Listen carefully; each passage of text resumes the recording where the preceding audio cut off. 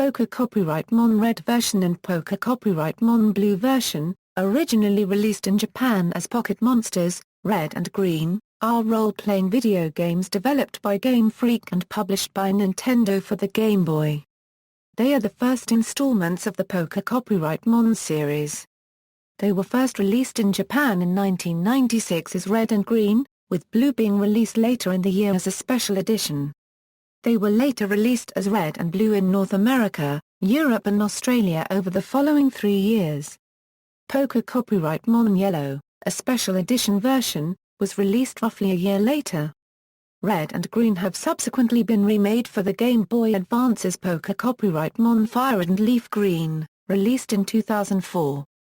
The player controls the main character from an overhead perspective and navigates him throughout the fictional region of Kanto in a quest to master Poké Copyright Mon battling. The goal of the games is to become the champion of the Poké Copyright Mon League by defeating the 8 gym leaders, then the top 4 Poké Copyright Mon trainers in the land, the Elite Four.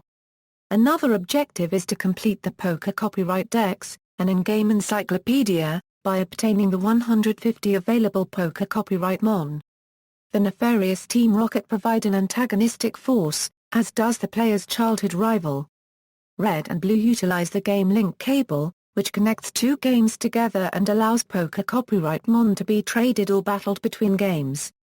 Both titles are independent of each other but feature the same plot and, while they can be played separately, it is necessary for players to trade among the 2 in order to obtain all of the first 150 Poké Copyright Mon. The 151st Poké Copyright Mon is available only through a glitch in the game or an official distribution by Nintendo. Red and Blue were well received. Critics praised the multiplayer options, especially the concept of trading. They received an aggregated score of 89% on game rankings and are perennially ranked on top game lists including at least 4 years on IGN's top 100 games of all time. The game's releases marked the beginning of what would become a multi-billion-dollar franchise, jointly selling millions of copies worldwide. In 2009 they appeared in the Guinness Book of World Records under Best-Selling RPG on the Game Boy, and Best-Selling RPG of all time. Gameplay. Red and Blue are in a third-person view, overhead perspective and consist of 3 basic screens, an overworld, in which the player navigates the main character, a side-view battle screen, and a menu interface, in which the player configures his or her Poké Copyright Mon, items, or gameplay settings. The player can use his or her Poké Copyright Mon to battle other Poké Copyright Mon. When the player encounters a wild Poké Copyright Mon or is challenged by a trainer, the screen switches to a turn-based battle screen that displays the engaged Poké Copyright Mon. During battle, the player may select a maneuver for his or her Poké Copyright Mon to fight using one of 4 moves, use an item, switch his or her active Poké Copyright Mon, or attempt to flee. Poké Copyright Mon have hit points. When a Poké Copyright Mon's HP is reduced to 0, it faints and can no longer battle until it is revived. Once an enemy Poké Copyright Mon faints, the player's Poké Copyright Mon involved in the battle receive a certain number of experience points. After accumulating enough EXP, a Poké Copyright Mon will level up. A Poké Copyright Mon's level controls its physical properties, such as the battle statistics acquired, and the moves learned. At certain levels, the Poké Copyright Mon may also evolve. These evolutions affect the statistics and also the levels at which new moves are learned. Higher levels of evolution gain more statistics per level, although they may not learn new moves as early, if at all, compared with the lower levels of evolution. Catching Poké Copyright Mon is another essential element of the gameplay. During battle with a wild Poké Copyright Mon, the player may throw a Poké Copyright Ball at it. If the Poké Copyright Mon is successfully caught, it will come under the ownership of the player. Factors in the success rate of capture include the HP of the target Poké Copyright Mon and the type of Poké Copyright Ball used. The lower the target's HP and the stronger the Poké Copyright Ball, the higher the success rate of capture. The ultimate goal of the games is to complete the entries in the Poké Copyright Dex, a comprehensive Poké Copyright Mon encyclopedia, by capturing, evolving, and trading to obtain all 151 creatures. Poké Copyright Mon Red and Blue allow players to trade Poké Copyright Mon between two cartridges via a game link cable. This method of trading must be done to fully complete the Poké Copyright Dex, since certain Poké Copyright Mon will only evolve upon being traded and each of the two games have version-exclusive Poké Copyright Mon. The link cable also makes it possible to battle another player's Poké Copyright Mon team. When playing Red or Blue on a Game Boy Advance or SP, the standard GBA-SP link cable will not work. Players must use the Nintendo Universal Game Link cable instead. Moreover, the English versions of the games are not compatible with their Japanese counterparts, and such trades will result in corruption of the save files because the games use different languages and therefore character sets. As well as trading with each other and Poké Copyright Mon Yellow, Poké Copyright Mon Red and Blue can trade Poké Copyright Mon with the second generation of Poké Copyright Mon games, Poké Copyright Mon Gold, Silver, and Crystal. However, there are limitations. The games cannot link together if one player's party contains Poké Copyright Mon or moves introduced in the second generation games. Also, using the transfer pack for the Nintendo 64, data such as Poké Copyright Mon and items from Poké Copyright Mon Red and Blue can be used in the Nintendo 64 games Poké Copyright Mon Stadium and Poké Copyright Mon Stadium 2. Red and Blue are not compatible with the Poké Copyright Mon games of the later advanced generation for the Game Boy Advance or GameCube. Plot. Setting: Poké Copyright Mon Red and Blue take place in the region of Kanto. This is one distinct region shown in later games, with different geographical habitats for the 151 existing Poké Copyright Mon species, along with human-populated towns and cities, and routes connecting locations with one another. Some areas are only accessible once the player learns a special ability or gains a special item. Areas in which the player can catch Poké Copyright Mon range from caves to the sea, where the kinds of Poké Copyright Mon available to catch varies. For example, Magikarp can only be caught either through fishing or when the player is in a body of water, while Zubat can only be caught in a cave. Story: after venturing alone into deep grass, a voice warns the player to stop, in which is revealed to be Professor Oak, a famous Poké Copyright Mon researcher. Professor Oak explains to the player that wild Poké Copyright Mon may be living there, and encountering them alone can be very dangerous. He takes the player to his laboratory where the player meets Oak's grandson, a rival aspiring Poké Copyright Mon trainer. The player and the rival are both instructed to select a starter Poké Copyright Mon for their travels out of Bulbasaur, Squirtle, and Charmander.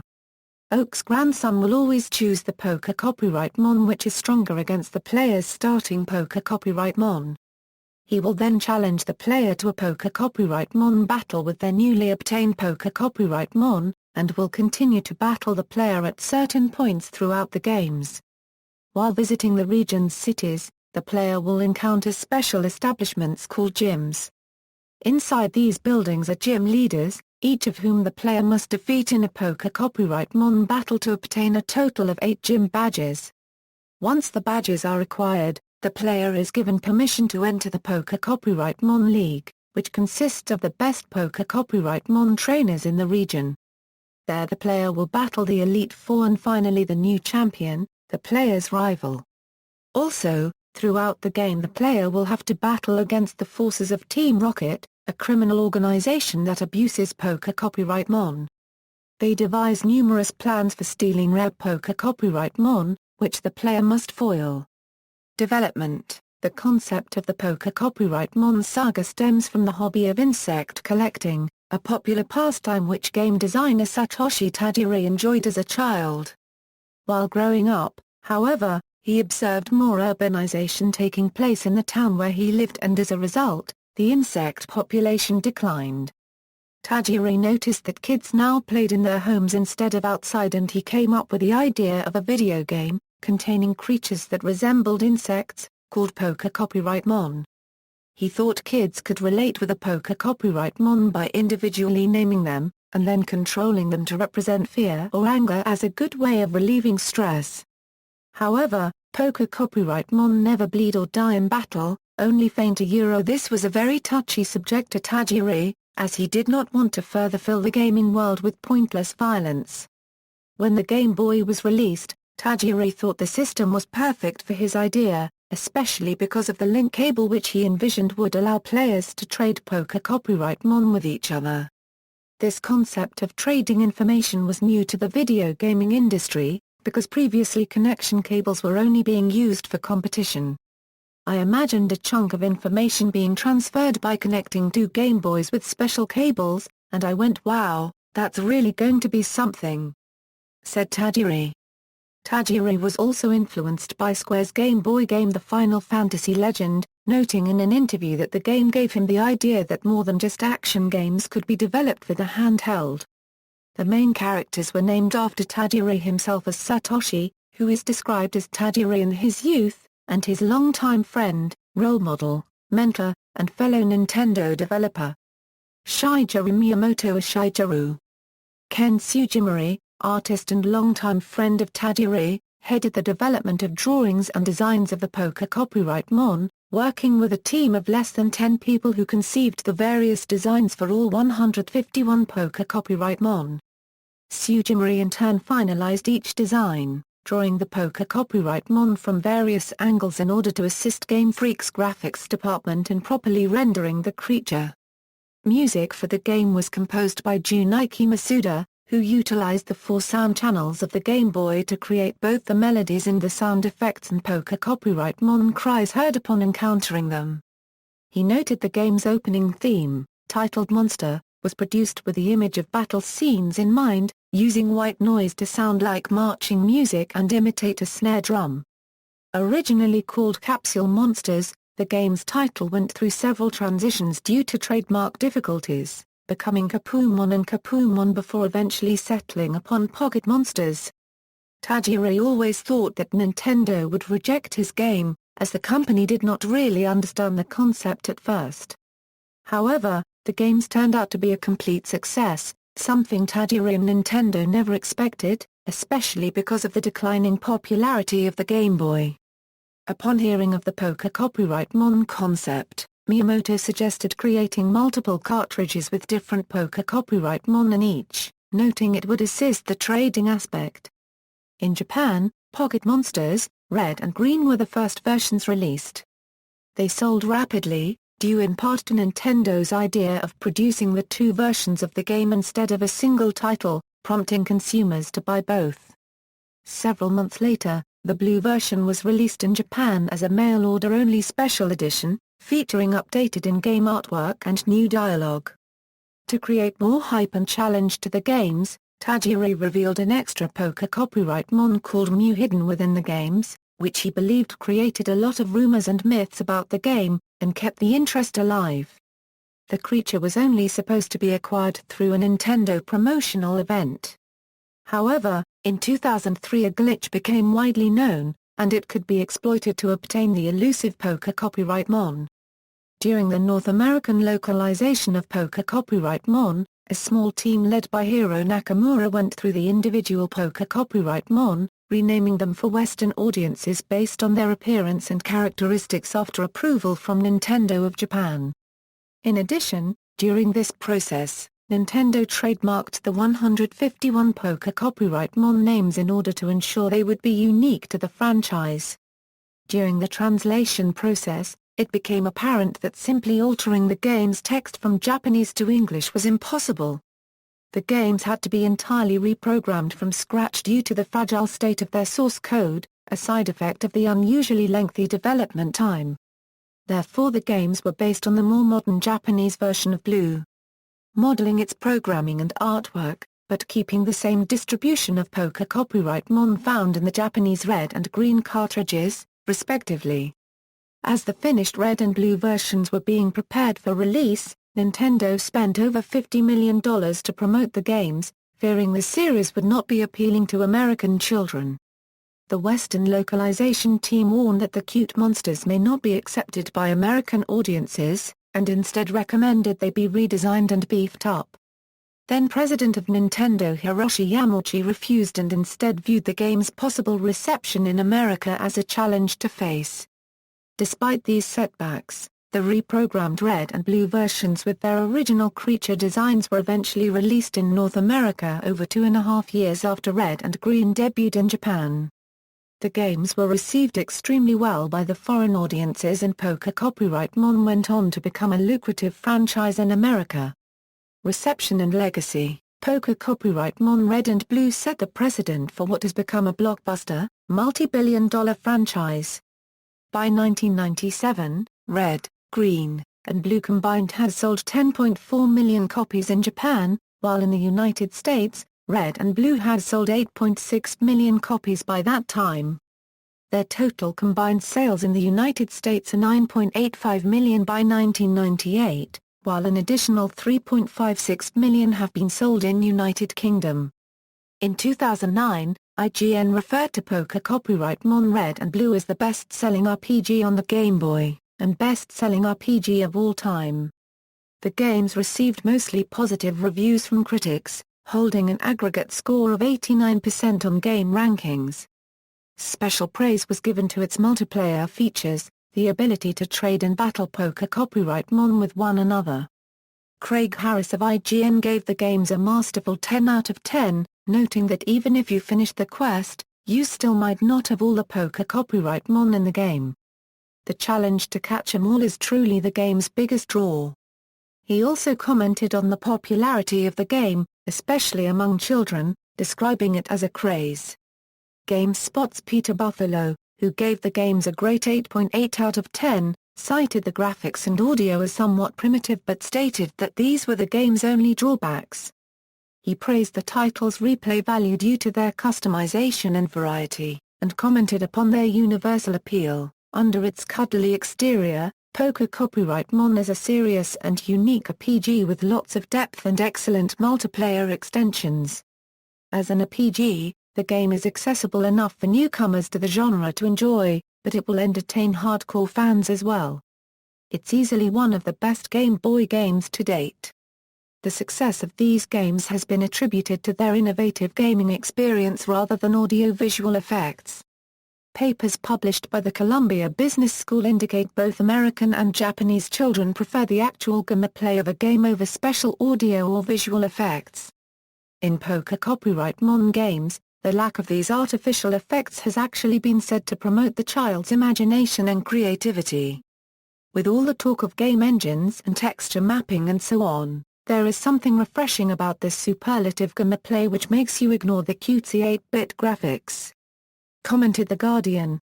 The video gaming website 1up.com composed a list of the top 5 late-to-the-party games showing selected titles that prove a gaming platform's untapped potential, and were one of the last games released for their respective console.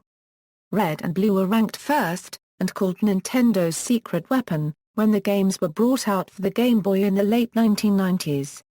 Nintendo Power listed the Red and Blue versions together as the third best video game for the Game Boy Color, stating that something about the game kept them playing until they caught every Pokémon. Game Informer's Ben Reeves called them the second best Game Boy games and stated that it had more depth than it appeared. Official Nintendo magazine named the games one of the best Nintendo games of all time, placing 52nd on their list of the top 100 games. Red and Blue made number 72 on IGN's Top 100 Games of All Time in 2003, in which the reviewers noted that the pair of games started a revolution, and praised the deep game design and complex strategy, as well the option to trade between other games. 2 years later, it climbed the ranks to number 70 in the updated list, with the game's legacy again noted to have inspired multiple video game sequels, movies, television shows, and other merchandise, strongly rooting it in popular culture. In 2007 Red and Blue were ranked at number 37 on the list, and the reviewers remarked at the game's longevity. For everything that has come in the decades since, it all started right here with Pokémon Red Blue. Its unique blend of exploration, training, battling and trading created a game that was far more in-depth than it first appeared, and one that actually forced the player to socialize with others in order to truly experience all that it had to offer. The game is long, engrossing and sparkles with that intangible addictiveness that only the best titles are able to capture. Say what you will about the game, but few gaming franchises can claim to be this popular 10 years after they first hit store shelves. The games are widely credited with starting and helping pave the way for the successful multi-billion-dollar series. 5 years after Red and Blue's initial release, Nintendo celebrated its Poké Copyright Anniversary. George Harrison, the Senior Vice President of Marketing and Corporate Communications of Nintendo of America Incorporated, stated that those precious gems, Poké Copyright Red and Blue, have evolved into Ruby and Sapphire. The release of Poké Copyright Pinball kicks off a line of great new Poké Copyright adventures that will be introduced in the coming months. The series has since sold over 175 million games, all accredited to the enormous success of the original Red and Blue versions. On February 12, 2014, an anonymous Australian programmer launched Twitch Plays Poké Copyright Mon, a social experiment on the video streaming website Twitch. The project was a crowdsourced attempt to play a modified version of Poké Copyright Red by typing commands into the channel's chat log, with an average of 50,000 viewers participating at the same time. The result was compared to watching a car crash in slow motion. The game was completed on March 1, 2014, boasting 390 hours of multi-user controlled non-stop gameplay. Other versions, Pocket Monsters, Blue. Pocket Monsters, Blue was released in Japan as a mail-order-only special edition to subscribers of CoroCoro Comic on October 15, 1996. It was later released to general retail on October 10, 1999. The game featured updated in-game artwork and new dialogue. Using Blastoise as its mascot, the code, script, and artwork for Blue was used for the international releases of Red and Green, which were renamed to Red and Blue. The Japanese Blue edition of the game features all but a handful of Poké Copyright available in Red and Green, making certain Poké Copyright exclusive to the original editions. Poké Copyright Yellow. Poké Copyright Yellow, Special Pikachu Edition was a special edition of the Red and Blue versions, and was originally released on September 12, 1998, in Japan, with releases in North America and Europe on October 1, 1999, and June 16, 2000, respectively. The game was designed to resemble the Poké Copyright anime series, with the player receiving a Pikachu as his starter Poké Copyright and their rival starting with an Eevee. Some non-player characters resemble those from the anime, including Jessie, James, and Meowth. Poké Copyright FireRed and LeafGreen. Poké Copyright FireRed version and LeafGreen version are enhanced remakes of the 1996 original Pocket Monsters, Red and Green video games. The new titles were developed by Game Freak and published by Nintendo for the Game Boy Advance and have compatibility with the Game Boy Advance wireless adapter, which originally came bundled with the games. However, due to the new variables added to LeafGreen and FireRed, these titles are not compatible with older versions. FireRed and LeafGreen were first released in Japan on January 29, 2004, and released to North America and Europe on September 9 and October 1, respectively. Nearly 2 years after their original release, Nintendo remarketed them as Player's Choice titles. The games received mostly positive reviews, obtaining an aggregate score of 81% on Metacritic. Most critics praised the fact that the games introduced new features while still maintaining the traditional gameplay of the series. Reception of the graphics and audio was more mixed, with some reviewers complaining that they were too simplistic and not much of an improvement over the previous games, Poké Copyright Ruby and Sapphire. FireRed and LeafGreen were commercial successes, selling a total of around 12 million copies worldwide. See also: Poké Copyright Origins, an anime television special based on the original games. Twitch Plays Poké Copyright a 2014 social experiment based on Poké Copyright Red. References. External links: Pocket Monsters Red and Green, Nintendo Japan; Pocket Monsters Blue, Nintendo Japan; Pocket Monsters Yellow, Nintendo Japan; Poké Copyright Red and Blue Guide at Strategy Wiki.